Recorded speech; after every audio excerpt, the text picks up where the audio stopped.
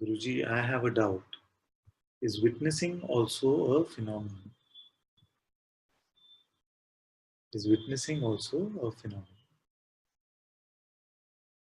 So that is why I clarify often that usually in the world when we talk about witnessing, we are talking about perception. And perception is the process of consciousness using attention to bring phenomenal content to itself. So this part of the play, if this is what you mean by witnessing, then this part of the play is also phenomenal because it relies on your existence and the availability of attention. So this part, if you mean. But what is it that is aware of this? What is aware of your presence, this being? What is aware of attention itself?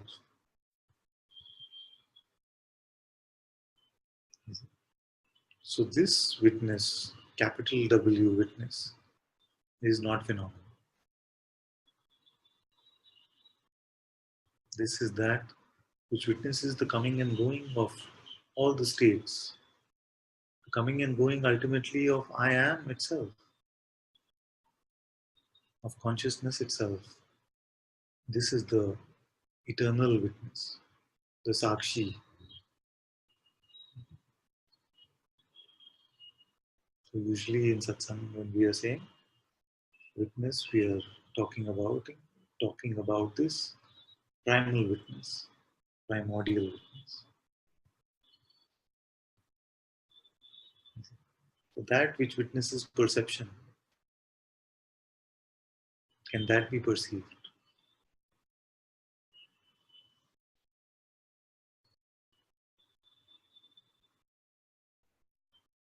And yet, in spite of it being non-phenomenal, it is not just a concept. This is the only discovery like this. It's your direct insight about yourself, and yet it is non-phenomenal, and you are not making it up. You are it.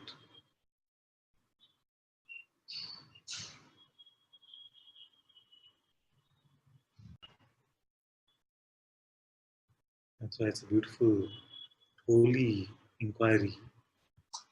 What witnesses perception? Maybe we can take a minute to take you through this. If one by one, all the senses were leaving us, sight has left us, hearing has left us, taste has left us, touch has left us, smell has left us, all the senses have left. Suppose all of these seemingly inner objects, thoughts, memories, imagination, all of this also is gone. Emotion, sensation, pain, pleasure, also gone.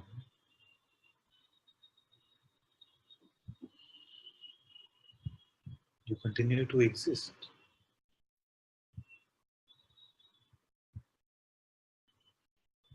Now this existence, who witnesses this? What is aware of this?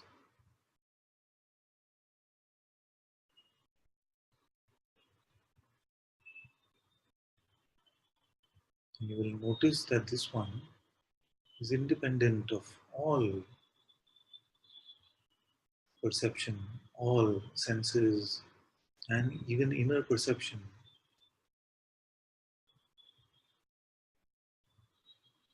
This is what we call the intuitive insight, because it is beyond just the regular perception.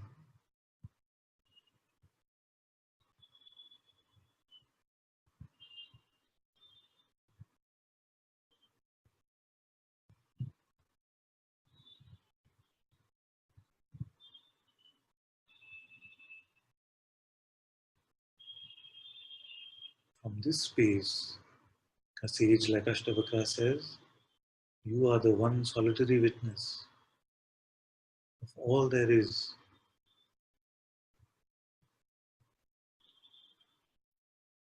And just before that, he said, you are not earth, water, fire, or air. You are not even the space in which they happen. All phenomena you are not. And yet you are the one solitary witness of all there is.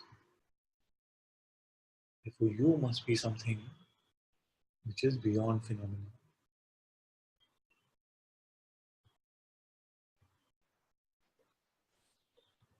And if you are beyond phenomena, then you witness that all phenomena is a coming and going, is an appearance and disappearance. That is why it is called appearance, because it appears and it disappears. Reality does not appear and disappear.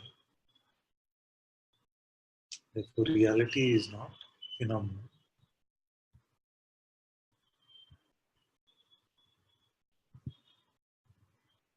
So I'm happy you asked this question because many are confusing this witness of the Ashtavakra with the perception, which is the functioning of consciousness using the power of attention to bring objects to life in a way.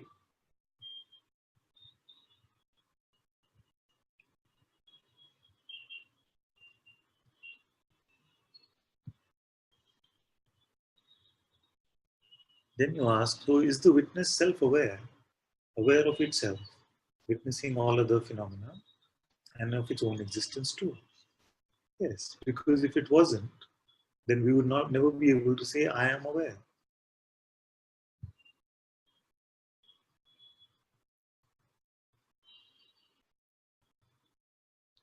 Then awareness would be an unknown notion. So not only is the self-aware, even if in its dynamic play as consciousness, it comes to the recognition of this awareness. So if its dynamic play is coming to this recognition, if in the inquiry, if in the neti neti, not this, not this, you coming to the recognition of this, you see, then you that is coming to the recognition of this is also just an aspect of awareness. Then how can it be that an aspect can come to this recognition, but the whole never had it? Some of these things I know might seem a bit confusing right now, but it's simpler than what we might think it is.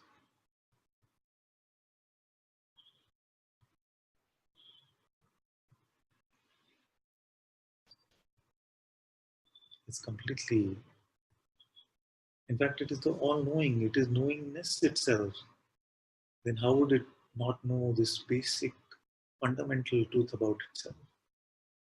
But it doesn't know it in a conceptual way.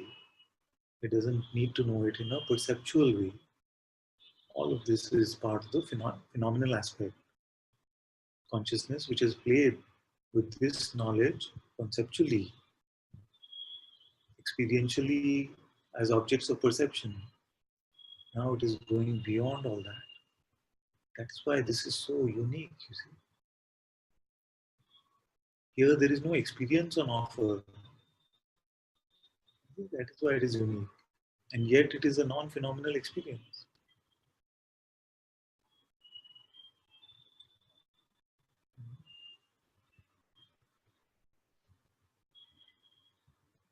So the mind, there is no such thing as a non-phenomenal experience because experience itself means phenomenon. But to you are recognizing this as you are emptying yourself of all conditions, all that is false about yourself. You will see that all of these insights are self-evident. So you don't have to force them.